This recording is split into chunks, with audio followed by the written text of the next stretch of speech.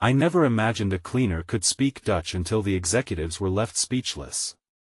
I will never forget the day everything fell apart. The sterile conference room felt like a cage around us, the air thick with tension. My heart raced. I couldn't breathe. A gentle knock on the door shattered the silence. In walked an unsuspecting cleaner, her faded uniform neatly pressed, a mop dangling from one hand. She looked nervous, eyes darting, but there was something else. Something electric. As laughter bubbled from my anxious colleagues, I could sense the undercurrent of unease. Who was she? Why was she here? The CEO, a towering figure of authority, shifted in his seat, eyebrows knitting together. We all leaned in, intrigued. And then it happened. The cleaner, without warning, uttered the most fluent Dutch phrase that echoed through the room like a gunshot. Gasps rippled across the table. My palms grew clammy. How could a woman from our company's janitorial staff suddenly transform into a linguistic miracle? Was this some kind of joke? I strained to catch every syllable as she effortlessly switched from Dutch to English, a fluidity that left us all utterly stunned. The executives visibly recoiled, their faces a canvas of bewilderment. This couldn't be real. A chill danced down my spine. What secrets did she harbor? My mind raced with possibilities. Had she been hiding her talent in plain sight? Or was there a deeper story behind her? The room fell into an unsettling silence. All eyes were glued to her. She stood there, trembling slightly, yet with an air of quiet confidence. I could see her chest rise and fall with each breath. Then came a ripple of discomfort as whispers floated through the air. Is she even qualified to be here? I didn't know she even spoke another language. The murmurs intensified, creating a storm of doubt in that moment, I felt a surge of sympathy for her. I thought of my own struggles, the pressures of standing out in a world that often overlooked those who seemed insignificant. It struck me how her hidden talent could change everything. How she could command respect and ignite curiosity. Yet, just as quickly, a knot formed in my stomach. What happened next would change my life forever. Suddenly, the CEO's icy gaze pinned her down. Who do you think you are, interrupting us? His voice boomed, sharp as broken glass. My heart sank. I could see her hand shake. I was terrified of what might happen next. Would they dismiss her as just a cleaner again? Just then, a crack in the wall appeared. The cleaner raised her chin, defiance lighting her eyes. I am more than my job title. I am here to share my truth. The words sliced through the tension like a knife. All at once, it was as if the ground shifted beneath us. The executives exchanged uneasy glances. What truth could she possibly hold that would make them listen? The questions flared in my mind, racing faster than a heartbeat. I gripped the edge of the table, every part of me yearning to understand what lay ahead. The air hummed with tension. I was ready for whatever was about to unfurl. Hey, before we continue with this amazing story, I need to give you an important heads up. Many subscribers have reported that YouTube unsubscribed them without warning. Take a quick second to check the red button below to make sure you're still subscribed to the channel. I'd hate for you to miss any of the exclusive content coming soon. And while you're there, smash that like button, it really helps me out with the algorithm. Oh, and tell me in the comments, which city are you watching from? I love getting to know every amazing person who's part of this community. Your participation makes all the difference. Let's connect. The room held its breath, a taut string stretched to the brink of snapping. I could almost hear the collective heartbeat of everyone present, thrumming in time with my own. The cleaner's gaze burned with a fierce intensity that felt like a beacon cutting through the fog of skepticism and dismissal. I wondered, for a fleeting moment, if perhaps I had been too quick to dismiss my own worth in this sterile environment. You think my existence here is insignificant, she continued, her voice trembling yet resolute. But every person has a story, a reason for being. As she spoke, I could see shadows dance across the faces of the executives, their arrogance quaking at the mere suggestion of her humanity. It was a bold assertion, one that many of us had likely wished to voice but felt too afraid to do so, yet amidst the tension, my mind spun, grappling with my own truth. Had I become the very embodiment of the dismissal I feared? My Rowleian analyst draped in numbers and reports felt so small compared to the spark of vibrancy she emanated. In that moment, I envisioned how easy it had been for me, like many of my colleagues, to prioritize ego over empathy, numbers over narratives. The CEO cocked his head, sizing her up as if assessing the threat level of this unexpected intrusion. "And what, may I ask, is your truth?" His voice dripped with condescension, a wave of disdain crashing over the hope that had begun to flourish in the space. "There are stories in this building that remain untold," she replied, her voice steady now, gathering strength with each syllable. "Every day, you walk past people who dedicate their lives to making this company shine while you collect your accolades. I am a part of this company, just like you. And it's time the truth was heard." As her words hung in the air, I felt a swell of courage surge within me. It ignited memories of my late grandmother, who told me that every voice is valuable, every story worth telling. Just then, the weight of the moment felt like an opening, a doorway to exploration. Perhaps there was more each of us could contribute, if we had the courage to reach out and recognize the shared humanity that linked us all. But the CEO's dismissive snort shattered that ember of hope. "You think the people who matter here will listen to a cleaning lady? Please." A wave of tension swept through the room, and my heart sank. Those words, dripping with scorn, felt like a slap. I could sense the shift in her energy. She was fighting an uphill battle against a tide that seemed insurmountable, but the gentle whispers of encouragement from my core urged me to stand firm. Just as I contemplated breaking the chain of silence binding me, the woman pressed on. "You don't know what I've seen in this building," she declared, her voice gaining volume, filling the room with purpose. "The sacrifices made, the moments of hardship endured. I've wiped away tears of stress, witnessed how dreams are built and how they crumble under the weight of unforgiving expectations." At her words, the door creaked open slightly, and a frail figure peeked inside, an elderly man with silver hair and a warm smile. Recognition flashed through me. It was Mr. Hargrove, the night janitor who had shared stories with me when I'd stayed late to finalize reports. He often spoke of the lives he had watched intersect, an invisible network of struggles and triumphs threading through our workspace. With a kindness that seemed almost instinctual, he stepped inside the room, a presence akin to a gentle breeze on a sweltering day. "I can attest to that," he said, his voice carrying the weight of countless years. "Sometimes, the biggest change comes from the most unassuming places. We are all connected, whether we choose to acknowledge it or not." The CEO's expression morphed from condescension to confusion as he tried to reassert control over the room. Yet, the knot in my stomach tightened, panic mingling with possibilities. What if the cleaning staff united in their shared truths?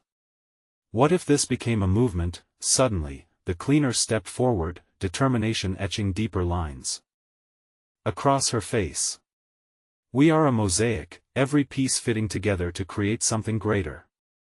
Staff members who go unseen help build the foundation of this company, just as much as you. Negotiations in these walls." The door swung open wider, revealing more faces that spoke of the unsung labor that weathers the tides of corporate battles. I felt a stirring within me, a mix of fear and exhilaration, amid the palpable swell of solidarity burgeoning in the air.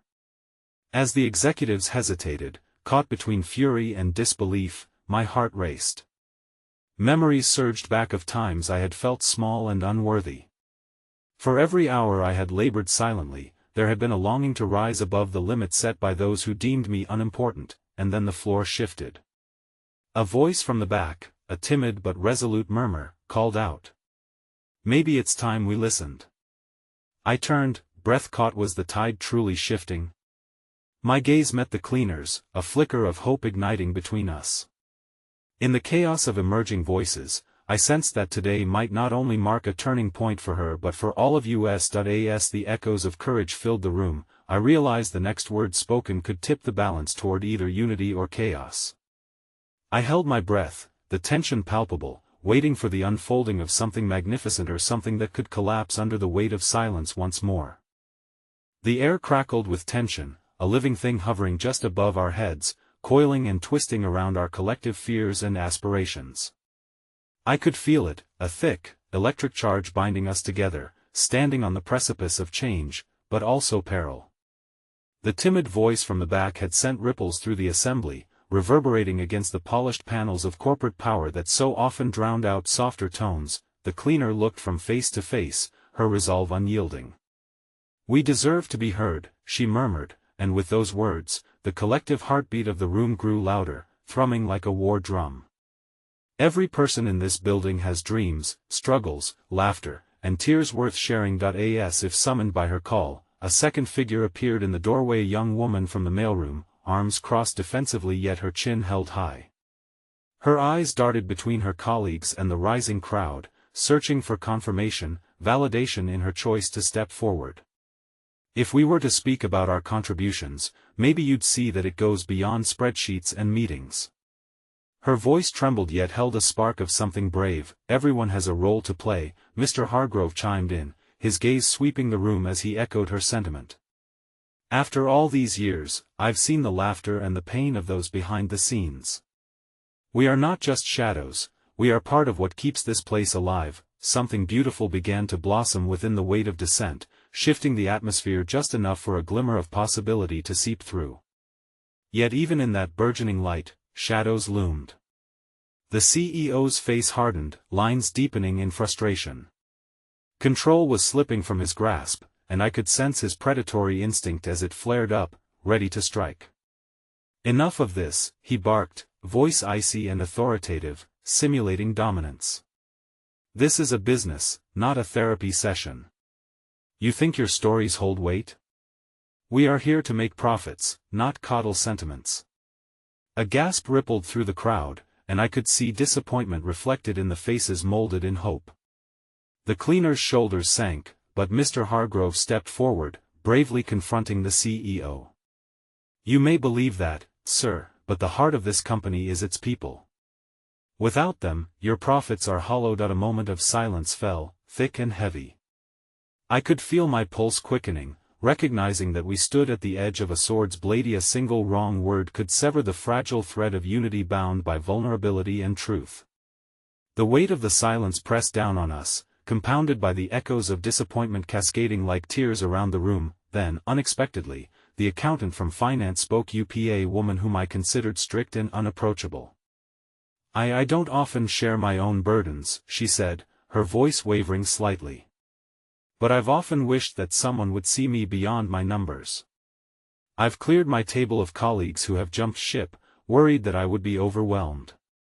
I am tired of putting up walls." Shock rippled through the crowd, making a space for empathy to blossom. One by one, others began to nod in hesitant agreement. Their stories pooled, each drop adding to a burgeoning flood of courage, but at that moment, a loud crash echoed from the back of the room, drawing our attention. A door swung open violently, and out stepped Jake, one of the most recent hires and known for his aggressive ambition. His face was contorted in frustration, and he glanced at the chaos unfolding with a look of someone caught between worlds. "What is this? Why are you all wasting time on some uprising?" he spat. The mood shifted instantly, fear re-emerging like a tide threatening to wash away everything we had built.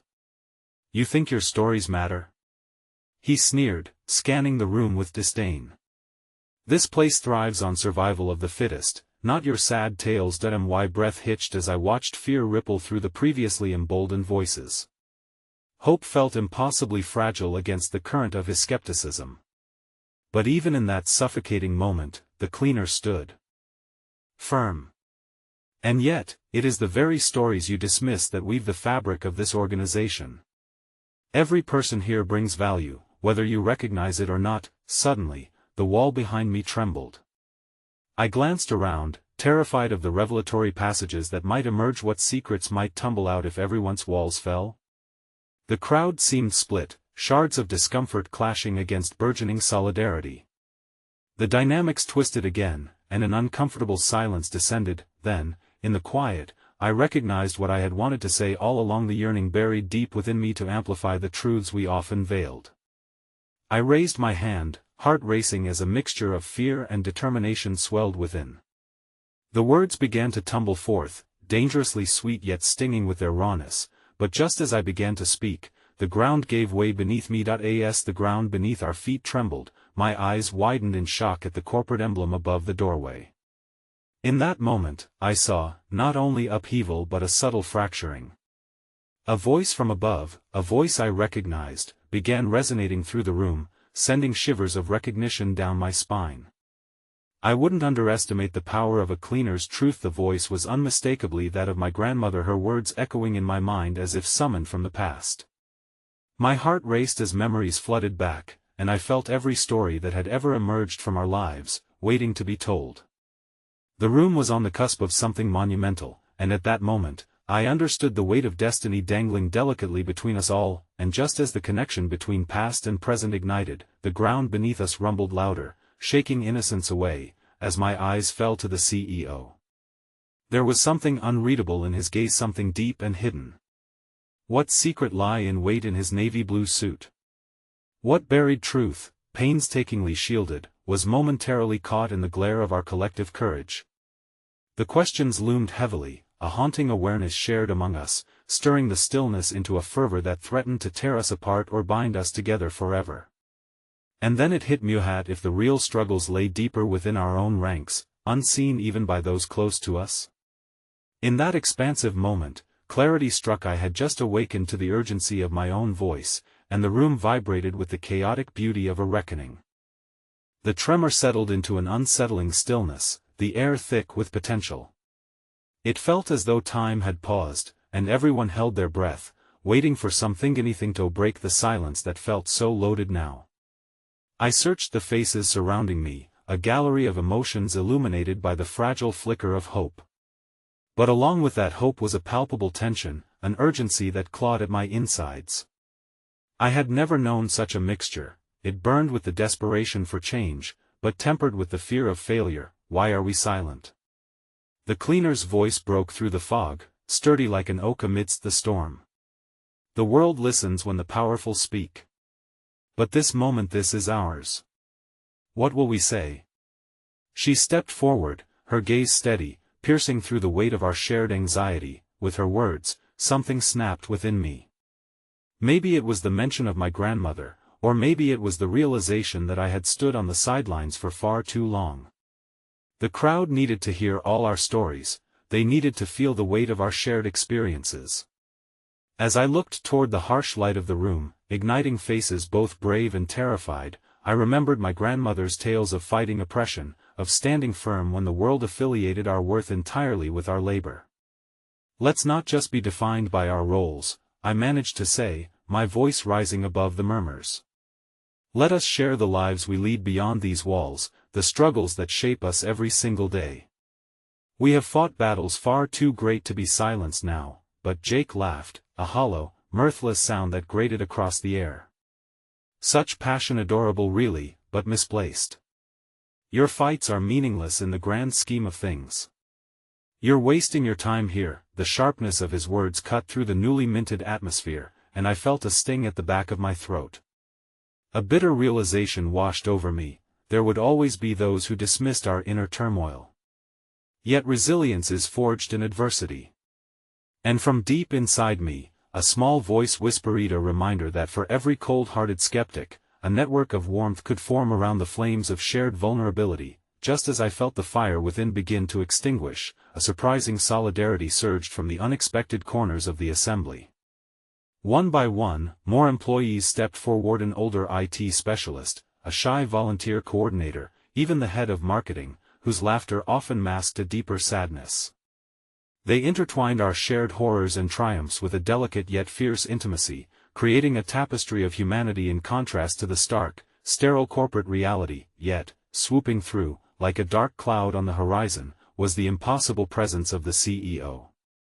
His skin turned to stone, hardened by the stories flowing in like a tide against the fortifications of his authority.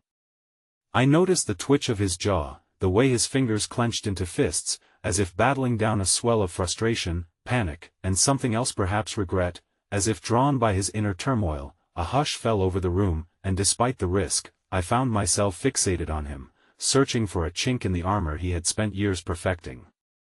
What drove him to this place of anger? There was a glimmer, a hint of something unspoken in his eyes, and I fought against the gnawing need for answers. "Do you even hear us?" I pressed, the tremor of my voice betraying the tremor in my heart. "Do you understand that we're more than cogs in this machine? Machines don't feel." Came an unexpected shout from the back. It was Marcus, the usually silent intern who always seemed to move like a ghost through the halls. "They don't bleed, they don't dream. We're not just the promises on balance sheets, we're people." The scent of resilience thickened in the air, but at that moment, all that could be heard was my grandmother's laughter, suddenly vivid and alive in my memory, as if she stood beside me, prompting courage with her presence. What did she face in her own battles? Was it despair, hope, or a mixture of both that had allowed her to rise above the fray? My gaze swept back to the CEO, whose hardened veneer fell away slightly to reveal something softer beneath. For a heartbeat, I thought I saw a fragment of understanding, perhaps even a hint of remorse. "You think I don't hear you?" His voice was low, a ragged echo, but just as the words found space to linger, the wall behind him erupted with a violent crack that echoed ominously through the hall. Gasps echoed amid the strained tension, and the ground beneath us shuddered once more. The sudden collapse of a cluster of frames displayed on the wall threw the room into chaos. Papers erupted like confetti, voices screamed, and workers instinctively recoiled, shielding themselves. Yet amid the panic and dread, I caught a glimpse of the CEO, who stood frozen as if the world around him had shattered alongside the frames. But then, from the swirling chaos, I saw something flicker in his hand, something smell, a locket, half open, catching the faint glint of light against the mayhem. It slipped from his fingers and clattered to the ground, the image inside half embedded in fractured glass. The locket, engraved with an inscription I could not read from across the room, landed directly at my feet, a symbol of the breaking connection between vulnerability and the facade of strength that so many wield. I bent down instinctively, heart racing, drawn to the emblem of what remained hidden beneath the surface. At that moment, the crowd quieted, fear morphed into a collective gaze, and my fingers hovered over the cold metal locket. What secret was hidden inside? What revelations waited to shatter the chains that bound us? All I knew was that what lied within those polished surfaces could very well change the course of everything we had collectively built. And for the first time, I felt the urge to take hold of that chance or let it slip forever into the uncertain void. With the locket between my fingers, the weight of its potential felt monumental. I could almost hear the pulse of stories it held, aching to break free. The room held its breath, a hush settling over the chaos, as if we were all waiting for something profound to unfold, a truth that had been hidden beneath layers of corporate indifference. The CEO's gaze locked onto mine, and for the first time, I saw vulnerability threading through his expression. I could feel the collective heartbeat of the crowd. It was a rhythm of inquiry and yearning, a mutual desire to break free of the binds that had kept us silent. What revelation lay dormant within that locket? Tentatively, I opened the clasp, revealing a faded photograph of a young girl whose eyes mirrored the uncertainty of a world yet to unfold. Beneath the photograph, an inscription caught my eye: "To my dearest, forever in courage." The words were fragile, yet they reverberated with weight. It was an anchor in the storm, a memory that spoke of love, dreams, and perhaps loss. The CEO stepped forward, his facade faltering. That's my sister." His voice wavered, suddenly raw and stripped of the commanding authority he had wielded moments before. "She was everything to me. When we lost her, I lost myself in the rush of statistics, balance sheets, and cold decisions. I thought I could outpace the grief." A collective gasp swept through the room, and an electric charge of empathy surged across the assembly. We were no longer mere bystanders. The stories we carried were manifesting in real time, stitching us together with threads of shared humanity. In that moment, I could almost visualize the fabric of sorrow and perseverance weaving us as one, a tapestry of resilience despite the looming shadows. "How could you forget her?" I whispered, the words escaping my lips unbidden. tinted with the burning urgency I felt for connection. We are not just stats and figures, we are love, loss, and everything in between. Your choices affect our lives, and we carry our struggles with you even into this room. As his breaths deepened, I realized that beneath the polished surface lay pain, perhaps a reflection of my own. He looked as though he were about to break, the walls he built around himself crumbling before us. But along with that realization came a new challenge. Could we bridge this chasm together, or was the wound too deep to heal? A sudden sound broke the silence, a tremor emanating from beneath our feet, reminding me of the fragility of this moment. A warning, perhaps, that the world outside remained tumultuous, that despite the warmth of burgeoning connection we were experiencing, the storms were far from over. A loud crash echoed as a nearby window shattered, sending shards of glass cascading into the room and fracturing the moment we shared. Instinctively, I clutched the locket and backed away from the chaos, but my heart ached at the thought of the CEO retreating back into his guarded shell. Please, I urged, don't let this ruin what is happening. Look beyond your loss, let it inspire a change. Yet before he could respond, the overhead lights flickered, dimming the already strained atmosphere. Panic surged anew, and just when it seemed my plea might ignite a flame of resolution, an ear-splitting alarm blared throughout the building, a sound not just of danger but of warning, cutting through the fragile connections we had started to form. Embers of uncertainty flickered in our eyes, the hope we had just ignited rapidly swallowed by shadows of fear. My heart raced as I glanced down at the locket in my hand, suddenly feeling its weight shift from a symbol of possible reconciliation to a reminder of the profound chasm that still existed. Everyone, out. It's an emergency. The urgency in the voice of our supervisor shattered my thoughts, and before I realized what was happening, the crowd surged toward the exit, pushing and pulling in chaotic desperation. Only the CEO remained, his stance defiant yet broken. No! He shouted, his voice piercing through our collective hysteria. Stay. We need to talk. We have to. But as the weight of uncertainty gulped us whole, I turned back, feeling a desperate need to connect with him, to understand his pain, to somehow bring our fractured worlds together.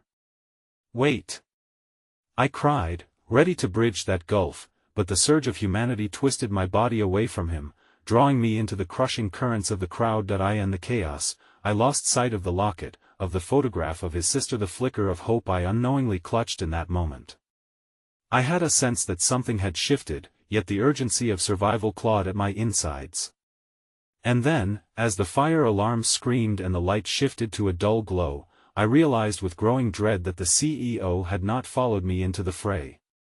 In the midst of our escape, he had remained alone, framed in the shadows of the collapsing world, where echoes of grief and loss swallowed him whole. As I burst through the exit door into the unsettling daylight, my heart clenched with a new fear.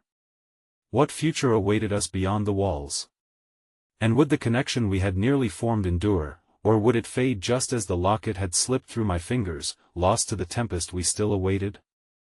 The sunlight felt harsh against my skin as I stumbled into the open air, the chaos of our escape ringing in my ears. Sirens wailed in the distance, blending with the echoes of panic still vibrating within me. I caught my breath, desperately scanning the faces around me, searching for a glimpse of the CEO. The crowd dispersed like a flock of startled birds, each one consumed by their own thrust toward safety, leaving fragments of emotion strewn about like litter in the aftermath of a storm. Where is he? I muttered under my breath, my chest tightening at the realization that I might have just lost something more profound than a necklace, something that carried with it the pulse of understanding and original sorrow. But amid my fleeing, I'd come to a personal reckoning. Perhaps it was time to step out from the shadows of my own story. Just then, a hand closed around my wrist, pulling me back from the brink of despair. I spun, expecting one of my colleagues, but instead faced an older woman with graying hair and a concerned frown. Stay close, dear. We can't lose each other in this madness, she urged, her eyes scanning the chaos around us. Name's Elsie, she introduced herself, squeezing my hand reassuringly. Something about her gentleness brought a flicker of calm amid the whirlwind. I nodded, feeling small yet enveloped in the warmth of her kindness. As we trudged toward the parking lot, I stole a glance back at the building, my chest tightening again at the sight of the flames licking at its facade. The place that had held so much weight in our lives was being reduced to embers and ash, just like the fragile connections we had forged. "Did you see what just happened in there?" I asked, my voice trembling as I recalled the intensity of everything that had led to our escape. "The CEO, he lost something precious, didn't he?" Elsie nodded. "We all carry our burdens. But sometimes when the walls come crashing down, we also have an opportunity to find freedom from them." Her eyes glimmered with understanding, a reflection of her own life experiences surely weighted with grief and hope. As we stood together, still as the world around us pulsed with urgency, I began to wonder how many others were forging connections in the ashes of chaos. The late-night conversations over half-empty bottles of wine, the quiet embrace of understanding shared with strangers during their own storms. "Do you think he'll be okay?" I asked, more to put my own thoughts into words than to expect an answer. The memory of the CEO's stare, layered with pain and a need for connection, etched itself deeper into my heart. "He'll survive," Elsie replied. "People often rise when they're face to face with their own truths." "You reached him, didn't you?" "That counts for something." Encouraged by her insight, I felt a small flame reignite within. "But will he remember? Will he search for the connection we almost built?" The doubt lingered, shackling my desire for reconciliation. The ringing of sirens grew louder, pulling us back to reality, but amidst the chaos, my resolve started to form a foundation. I have to find him. I need to tell him that there's more to life than this. My voice trembled with purpose. Before Elsie could respond, another tremor rippled through the ground, and a collective gasp erupted from the gathering crowd. Everyone turned toward the building, eyes wide with disbelief. Plumes of black smoke spiraled into the sky, and a haunting realization pierced the air. "Look!" a young man shouted, pointing. "There's something moving inside." My heart raced as I felt that familiar sensation, the tug of uncertainty wrenching at my chest. What if he was still in there? What if something terrible happened to him? Amid the sea of panic, I could see a shadow in the window, struggling against the smoke and flames. The realization clawed at me. Despite everything, I couldn't leave him to face those flames alone. Just as I turned to charge back towards the building, a voice pierced through the fog of terror, familiar and powerful. "I'm still here." The CEO's voice erupted from the crowd, gripping everyone's attention like a magnet, forcing a pause in the storm of bodies. I spun back toward the sound, my heart leaping with hope, only to see him pushed to the forefront by a group of firefighters. Clarity washed over me, and I swallowed hard as he stepped through the doorway, soot-streaked and wild-eyed, a fierce reminder of the strength and fragility intertwining in the human experience. In an instant, our eyes locked, the silent communication bearing the weight of our unspoken resolutions and fears. But then, just as quickly as that bond sparked, he staggered backward, one of the firefighters grasping his arm, pointing toward the building that now seemed buzzed with energy, unnerving yet alive. "Get back. We need to evacuate the area." The chaos erupted again as the crew frantically gestured for everyone to move, but that was when I noticed Itha's hand reached instinctively towards his chest, pulling something out from beneath the curled fabric of his shirt. The pieces of my heart locked together with a jolt. A breaking whisper lingered in the air, promising revelations yet unseen. Just as I started toward him again, drawn by an urgency that eclipsed fear, a deafening explosion erupted from inside the building, sending debris swirling into the chaotic skies. Time paused for just long enough for me to breathe in the moment. Would he escape the pain he had been hiding from, or had the flames of his past finally caught up to him? As smoke wrapped around us, weaving the despair and hope together, I realized the journey toward healing was far from over, and within this moment lay futures unwritten, the chance to reclaim what had been lost. But as the dust settled, it dawned on me, the locket, the photograph, it was missing. My heart sank, an ominous realization creeping in, tethered by uncertainty. Where hope had once glimmered, a profound emptiness lingered in its wake. The world felt as if it had been thrown into a kaleidoscope of confusion, the air thick with acrid smoke and the sharp cries of the wounded echoing against the backdrop of chaos. I stood frozen, each heartbeat a reminder of the fragile nature of existence. The CEO's face, etched with soot and vulnerability, ignited a flame of desperation within me. I had already lost so much, could I bear to lose this fragile connection too? Are you all right? I shouted, pushing my way through the throng of panicked onlookers, fueled by a need to reach him, to tell him that he was not alone in this chaos. That he didn't seem to hear me, eyes glazed with shock as he stumbled backward, still grappling with the magnitude of what had just transpired. I caught glimpses of firefighters rushing past us, their urgency palpable, their every movement calculated yet frantic. I needed to get to him, he needed to see that he was alive, that hope could emerge from the ashes clinging to our lives. Just as I closed the gap between us, a voice thundered through the discord, a stern command that cut through like a knife. You need to evacuate. Now. The firefighter's urgency intensified as he ushered people away from the building's crumbling entrance. A part of me knew they were only doing their job. Their concern for safety was paramount. I understood that we needed to distance ourselves from the impending peril, but my heart beat wildly, echoing the rhythm of a different kind of urgency. There was something he had in his grasp, something he needed to hold onto as firmly as I did. In the pulsing chaos, my thoughts drifted back to the locket. The flickering images of us hanging in shared moments now felt like vanishing memories. What if he held on to it, a lifeline to the past, a symbol of a bond that could hold yet again? The CEO's posture shifted, and I could see the flicker of awareness flicker in his eyes. For a moment, our gazes locked, and I could feel the connection pulsing between us, thick and alive amidst the surrounding turmoil. But then, it happened. A crack split the air as part of the building collapsed, and instinct kicked in. I grabbed his arm, pulling him back just as chaos unraveled before us. That he stumbled toward me, just when I thought I had lost grip on hope. I felt his fingers interlace with mine, rough from the ordeal yet unmistakably alive. I thought his voice was husky, weighed down by emotions spilling over like the remnants of a shattered promise. I thought I had lost everything, not everything, I managed to reply as I felt his warmth seep into my chilled skin. You're here, you survived this. We can. The words slipped away, and I sensed a disturbance in the air, a tension pulling the focus of our surroundings. The firefighters continued barking orders, yet a different energy enveloped us, something fragile that seemed to demand attention. Look, he said, pulling away slightly, motioning toward the building with an intensity that made my heart thud in my chest. What's that? My eyes followed his gaze to a flash of movement just inside the darkened doorway. A pair of small hands appeared, grasping at the air in desperate bids for freedom, the unmistakable cry of a child ringing clear against the chaos. In the frenzy, a little girl's face emerged from the shadows. The fire had obscured her from immediate viewing, hiding her fragile existence behind walls of smoke and despair. No, the CEO's voice cracked, and in that moment, a deeper layer of pain seeped into the air. Unresolved fears, a heavy weight. This was where our paths diverged yet again, amidst the embers of chaos.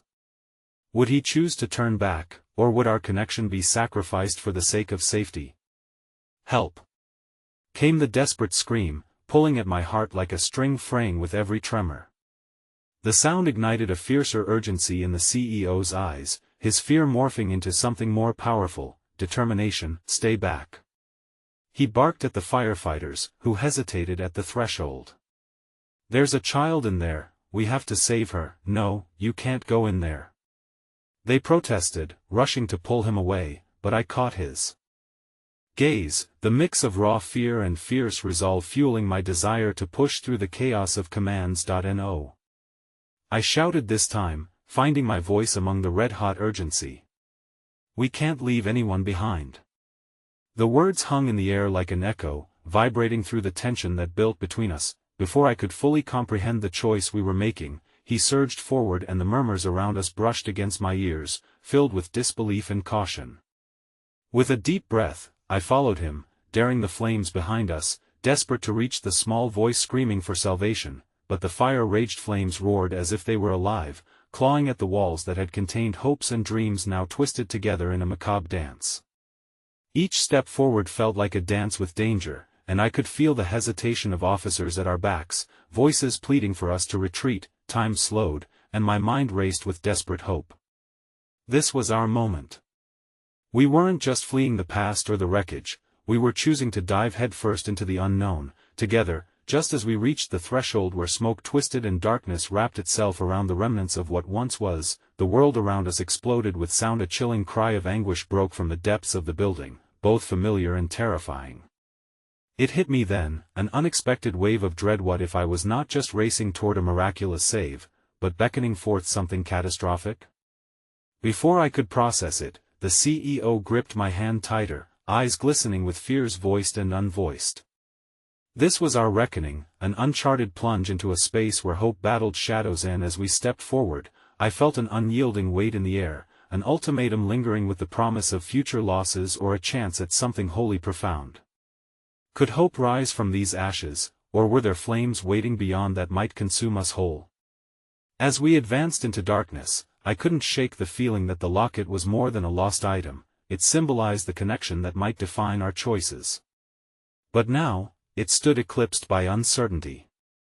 Would we discover the child and reclaim that bond, or was our journey fated to end in the twisted remnants of what we once understood? Flames crackled angrily around us, the heat licking at our skin with malicious intent, but I pushed through, propelled by instinct and the raw desperation in the CEO's grip on my hand. The world outside, the shouts of the firefighters, the cries for help, and the crashing of debris blurred into a muffled cacophony as we stepped deeper into the burning heart of the building. Hold on. He called out, barely above a whisper, though determination lined his voice like steel armor. My heart raced. Each step we took felt monumental, a question poised on the brink, a question of whether our courage would lead to salvation or despair. The air grew heavier, thick with smoke and the nauseating stench of charred wood and melting plastic. But through the haze, I could still hear that tiny voice, a single thread of clarity amid chaos. Help me. I'm here. It echoed, each plea seeming to renew our purpose, urging us onward. The CEO and I exchanged a glance, unspoken fears shimmering in the space between us. There was so much unsaid, so many wounds that had begun to heal only to be pulled apart anew. Yet the urgency in those childlike cries transcended our past. It stretched out before us like a lifeline amid the ruins. With renewed resolve, the CEO called out, "Can you hear us? We're coming." He pushed forward, guiding me with him while the smoky darkness threatened to swallow us whole. Each step felt like a confession, a silent promise that we wouldn't falter. I could feel his determination, a fragile light fighting against overwhelming odds. Then we reached the doorway of a small room, its entryway teeming with curling smoke that twisted like tendrils of despair. Through the choking haze, I finally spotted Hera, a little girl, no more than 6 or 7, crouched against the far wall, her small frame trembling. Tears streaked down her soot-covered cheeks, and her eyes widened with a mix of fear and hope as she caught sight of us. "Don't go, please don't go," she cried out, her voice breaking like glass. He stepped closer, unyielding, and I followed, instinctively shielding her with my body as if to absorb the destruction that threatened us all. "We've got you," he said as he knelt down, his voice deep with emotion. "What's your name, Lydia?" she whispered, trembling. Hearing her name resonated like a drumbeat against the chaos, grounding me for just a heartbeat. "Okay, Lydia, we're going to get you out of here," he said, extending a hand toward her. It was a tender moment, a fragile thread of connection amidst the madness surrounding us. But the fire raged louder, making its presence known as pieces of the ceiling began to crack and splinter. I glanced anxiously toward the door we came through, feeling the weight of each moment pressing against my lungs, pushing the air from me. "Do you think we can make it?" I asked, my voice barely audible over the roar of the flames. "Not just yet," he replied, his gaze flickering back to Lydia. "We must reassure her. If we give up hope, we risk losing everything." His words rang with bitter truth. How many times had I clung desperately to the fraying threads of hope in my own life? How often had moments of despair threatened to drown me? It was nearly unbearable to be faced with yet another choice. Will we save her and obliterate our chance for safety?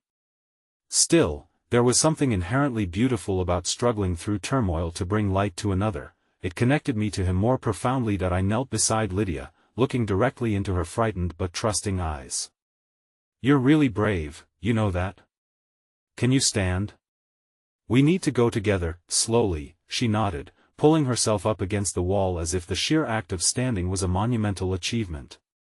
The CEO extended his hand slowly, coaxing her with patience that only deepened my admiration for him. "Take my hand, Lydia. We'll be right beside you." She reached out, and as their hands clasped, something very familiar stirred within Meth Lockett. It felt heavier than ever around my neck, a tangible reminder of bonds forged under duress. Suddenly, outside the doorway, a loud shattering noise erupted, halting my breath. The foundation quaked. The moment hung suspended in time, and I felt the steady heartbeat of dread in my chest. "Go. Now!" he shouted suddenly, urgency striking with force. We scrambled, Lydia sandwiched between us as we pushed our way back toward the doorway, but as we reached the threshold, an explosion thudded behind us, sending a wave of charred debris crashing down. I felt the heat of it, felt the air shift as fiery rubble tumbled from above, blocking our exit. No. I screamed, my voice enveloped by the wails of danger and despair. The CEO yanked backward, his face scrunched in determination, but something sharp flickered in his eyes, a moment of disbelief as he grasped the precariousness of our situation. "We need to find another way. Through here," Lydia cried out, pointing to a small window set high along the wall. Need surged through me like adrenaline as I noticed the glimmer of light just beyond, faint, but undeniably there. "Lydia, can you climb?" I asked, desperate to keep the chaos at bay. "Maybe," she whispered, her eyes darting back toward the inferno threatening to consume us. "There's no time to hesitate," the CEO said, eyes steeled into a fierce gaze. "We can make it, but you have to trust us." With hastened urgency, we clung to our resolve as the flames surged closer, a threatening reminder of what lay behind us. One obstacle after another, we pushed forward, refusing to allow fear to dictate our fate. As we carefully began to navigate toward the window, I felt the locket around my neck growing impossibly warmer, almost as if it pulsed with life. A glimmer of hope struck me. Perhaps this was the heart of our journey, to save ourselves and Lydia, to reclaim that connection we almost lost. As I turned back to the CEO, my heart suddenly fell. Panic flooded through me at the chilling sight behind Hema beams silhouetted in flames, tipping precariously, ready to fall at any moment. "Look out!" I shouted, horror surging like tides in my veins. In that split second, every question we had remained starkly unresolved, hanging like a pendulum over our heads as I braced for the inevitable, the crushing weight of loss looming on the brink of engulfing everything we had fought for. But one truth shone through the chaos: sometimes, even in the direst hour, hope flickers quietly, just waiting to be ignited. The beam cracked ominously, a resounding groan echoing through the room. Time slowed as the world narrowed around me, energy thrumming in a mix of fear and adrenaline. I barely had a moment to register the impending disaster before instinct took hold. "Lydia! Hurry!"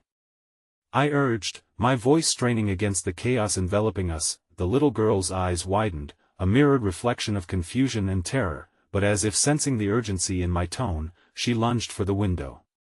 She scrambled onto a precarious pile of debris, ignoring the sharp edges that threatened her delicate skin. "Come on!" the CEO shouted, finding his footing as he climbed beside her to offer support. I could only hope that my pleading was enough to carry us through the inferno. I turned, ready to assist in this frantic escape, when a sudden crash reverberated throughout the room, throwing my body against the wall. "Get out of the way!" A new, strong voice thundered, slicing through the chaos like a lifeline.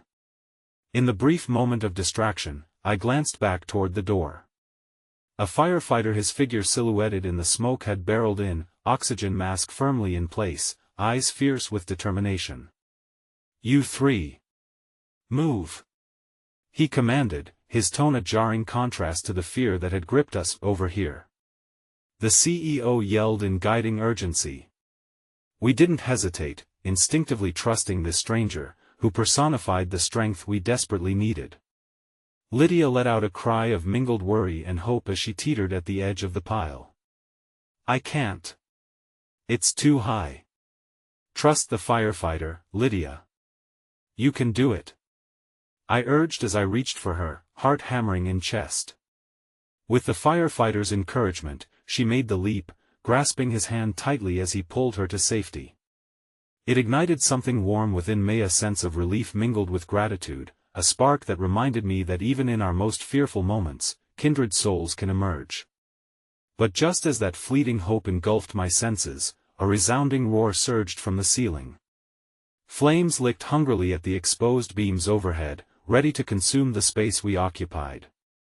The feeling of being trapped intensified, the air thick with despair. I turned my gaze back to the window. Go.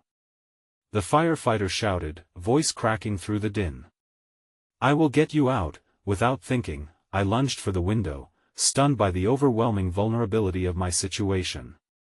But as I climbed, I turned my head just in time to catch a glimpse of the CEO frozen for just a heartbeat, panic afoot in his eyes as he scanned the debris that tore us apart. Go. I'll follow. He radioed the firefighter. My heart sank, the uncertainty was a boulder, heavy and suffocating. I reached out, but he was too far, too lost in the chaos. You have to go. Now. He insisted, locking eyes with me, and in that moment, shared everything that still lay unsaid between USA past sown from heartbreak and healing, yet now laced with threads of courage. Please. I shouted, desperation cracking my voice. Well, make it together, just go.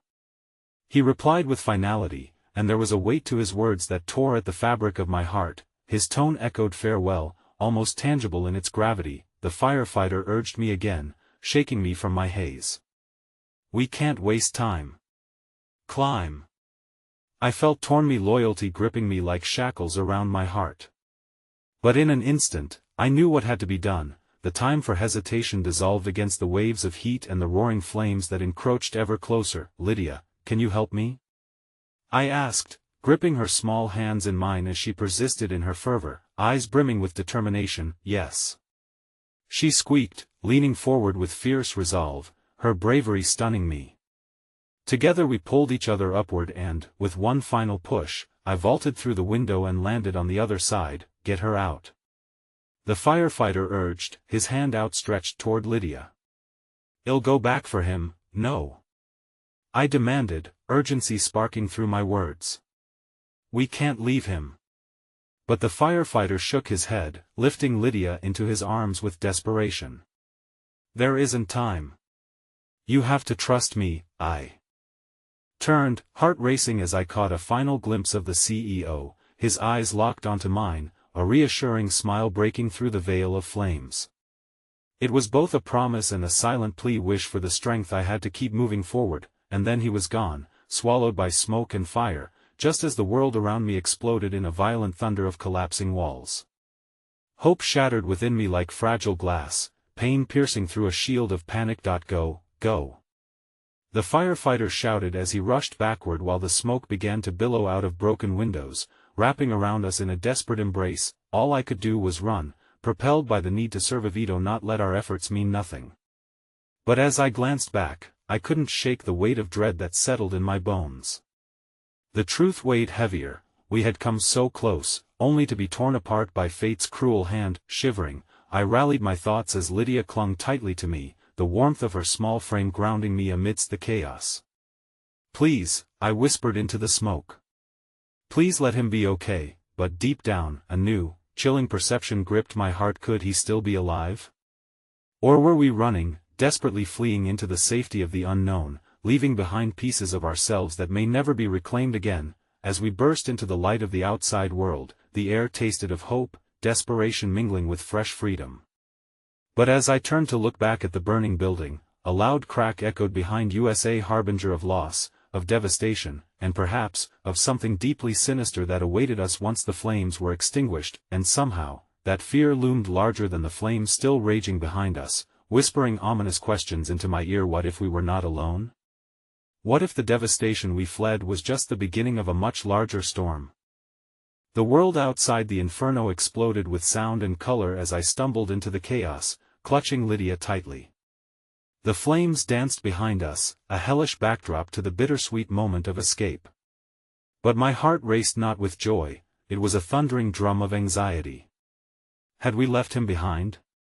The firefighter cradling Lydia's small frame hurried us away from the building, his eyes scanning for more victims. My heart twisted violently in my chest, pulling me back toward that terrible wall of heat.